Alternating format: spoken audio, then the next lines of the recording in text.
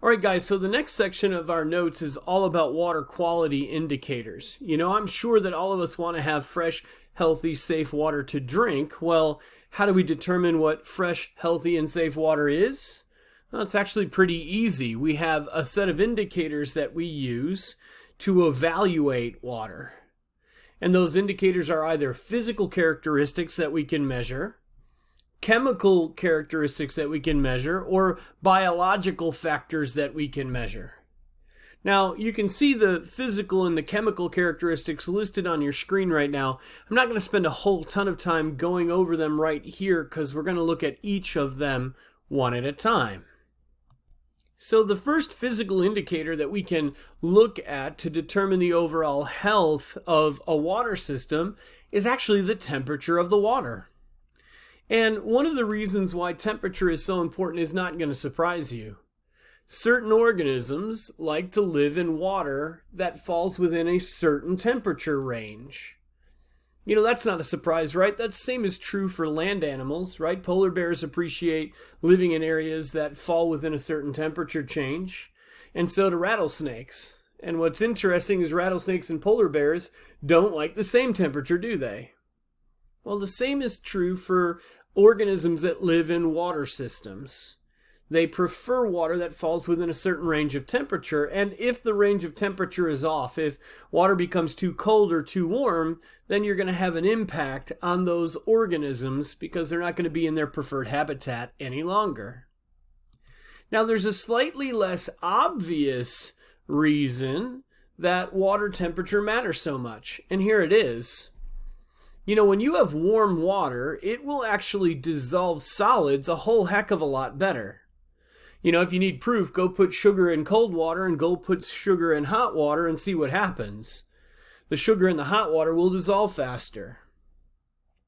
But in an interesting scientific twist, when water gets warmer, it actually dissolves less important gases. So warm water will dissolve less oxygen and carbon dioxide than cold water will. Now, why should we care about how much oxygen and carbon dioxide can be dissolved inside of a body of water? Why is that a water quality indicator? Well, it shouldn't surprise you guys. Organisms that live in water habitats need oxygen too. Fish and frogs and plants that are all living in water ecosystems are all breathing and surviving on oxygen as well. They need it for the same reason you and I do. They need it to perform cellular respiration. So as water temperature rises, there's actually less oxygen available for plants and animals within a particular habitat. Don't you think that's something we ought to consider as we talk about global warming? What is the impact of global warming on the amount of oxygen that's available to organisms that live in water-based habitats? It's probably going to be a pretty big concern, or something that we should think about, given that warm water doesn't dissolve as much oxygen as cold water does. And when we're talking about oxygen dissolved in water, that's something else that we can actually physically measure. It's another physical indicator of water quality. We call that oxygen literally dissolved oxygen, so there's not a fancy name for it at all. But dissolved oxygen is important because it enables chemical reactions by aquatic organisms. Now, that's a super fancy way to say that aquatic organisms, fish, plants, they need oxygen too because they have to break that, or they use that oxygen to break down carbons in order to release energy.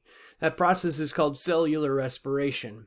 So when it says the amount of oxygen available for chemical reactions in your notes, what it's really saying is the amount of oxygen that's available for your aquatic organisms to perform cellular respiration. The less oxygen in the water, the less that an aquatic organism can break down carbons and release energy. And by the way, we do that all the time in every cell of every living thing in order to survive. So the less dissolved oxygen in a body of water, the less likely it is that organisms can survive within that body of water. So, we know that oxygen that we breathe comes from the atmosphere, right? Well, how the heck does dissolved oxygen get into water? Well, there's two ways that that happens. The first is plants that are in aquatic ecosystems are performing photosynthesis too. And that means that they're releasing oxygen as a waste product straight into the water where it will dissolve. That's cool, right? The other way that oxygen can get into water like lakes, rivers, and streams is this word. It says diffusion with the air. And what that really means is as water gets churned in storms, like when rain falls on top of water and you see those little bubbles and pops on water, or when wind blows across water and the water gets churned, sometimes oxygen gets sucked in to the water during those churning moments. If you were to measure the amount of dissolved oxygen in water after a rainstorm, it would actually be higher than the amount of dissolved oxygen after a very still period where there's no winds, no rains, no nothing. So that's how oxygen gets into water. But remember that in order to be able to dissolve, water should be a lower temperature rather than a higher temperature. So even if we have storms or diffusion, if water is very warm, it can't absorb any more dissolved oxygen. And you can see here what happens when you have dissolved oxygen levels declining over time, then sensitive animals are going to move away, or they're going to weaken, or they're going to die. Or if you go all the way back to our evolution unit, maybe they'll have a random genetic mutation and be able to adapt. But that's not going to happen instantly, is it? Another indicator of the quality of water is actually the pH of the water. Now, odds are you know a thing or two about pH from previous science examples, but pH is actually a scale that lets us measure how acidic something is or how basic something is. Now, perfectly pure water should be a 7 or neutral on the pH scale. If water becomes too acidic or too basic, it's going to have an impact on the organisms that can live there. Now, I just said something that is like a nightmare for science students at times. I said if the pH of water becomes too acidic or too basic, it can have an impact on organisms that live there. Well, the question becomes, well, what the heck is the impact of water that's too basic or too acidic? Well, and it's really interesting.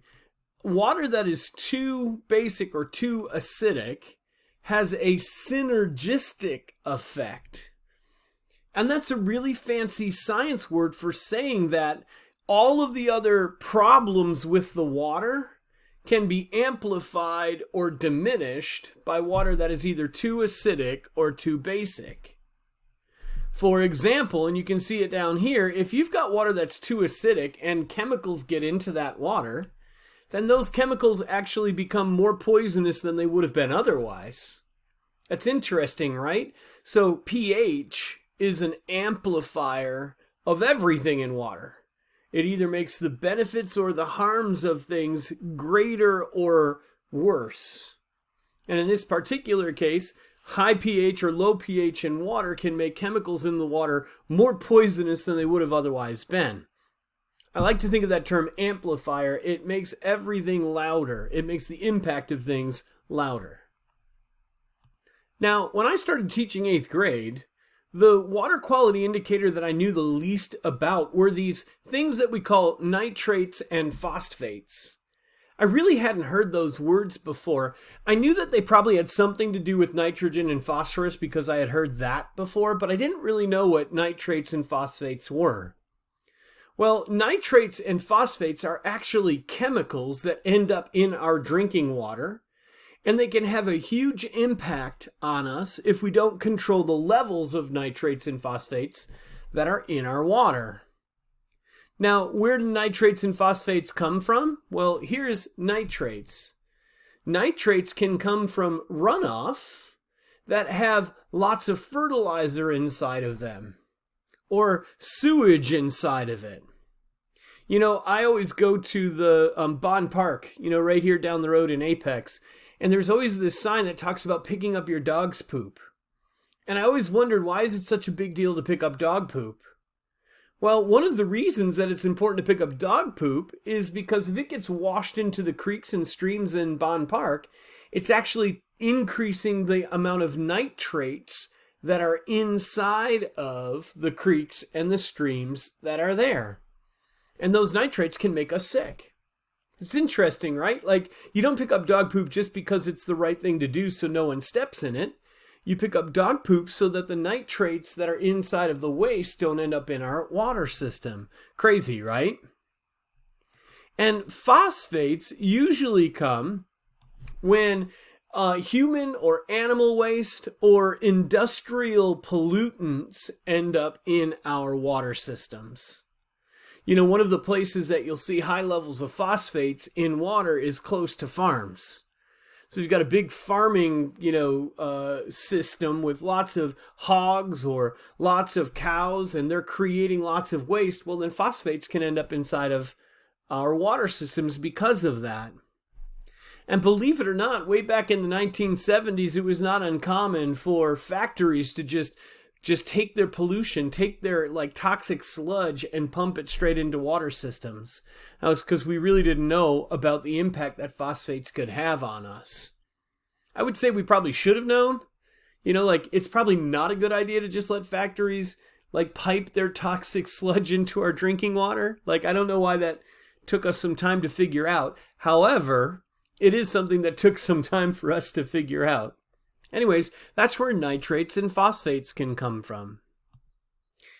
Easily, the term that threw me for a loop when I started teaching 8th grade science was this one. It's turbidity. It's another indicator that we can use to determine the health of a water system. And when I started teaching 8th grade science, I read the curriculum and I saw turbidity and I was like, I have no idea what that even means. I better look it up. Well, it turns out that turbidity is referring to the amount of suspended solids inside of a water sample. If there's no turbidity at all, then water's perfectly clear. If there's lots of turbidity in water, lots of suspended solids inside of water, that means when you look over the edge of your kayak, you can't even see the bottom of the lake or river that you happen to be paddling through. I really like this term organic pollution. Turbidity is when there's lots of organic pollution inside of water. And that's not a good thing, right? Do you want to drink water that's got lots of sludge built up inside of it? Lots of suspended solids in it? I don't want to drink that water. I don't know what those suspended solids are. And it says right here that sometimes those suspended solids could be pathogenic materials. Remember, we talked about pathogens, right? Microscopic organisms that can make you sick. But there's another reason that high turbidity is a problem. High turbidity, lots of suspended solids, those solids can hold on to sunlight, right? Darker organisms absorb more sunlight than lighter organisms do.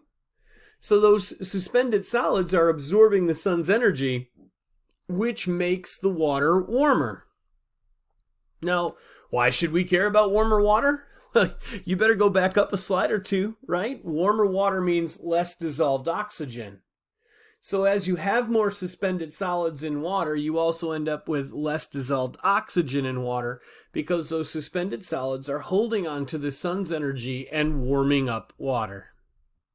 Now, so far we've talked about both the physical and the chemical indicators of the health of water, but we didn't talk about the biological indicators of the health of water. Those are actually called bioindicators. And bioindicators generally are what are called macroinvertebrates, so they're buggy type things. And those buggy type things are actually super sensitive to pollution. So if a body of water is super polluted, then them buggy type macroinvertebrates, they all going to die or leave, one or the other. Because they're sort of fragile creatures that are exposed to water quite a bit, which means they're exposed to the pollution in water quite a bit too. So when you're trying to determine if an area is healthy, if the water is healthy, a good thing to look for are those macroinvertebrates. If you see a great variety of macroinvertebrates and you can count lots of them, you probably have a healthy water source. Why? Because if it was unhealthy, those buggy type things would all have died or moved, right? Meanwhile, if you're looking at a river or a creek or a stream and you don't see any macroinvertebrates, no bioindicators, or if you see lots of just one type of macroinvertebrate, then you probably have an unhealthy water source.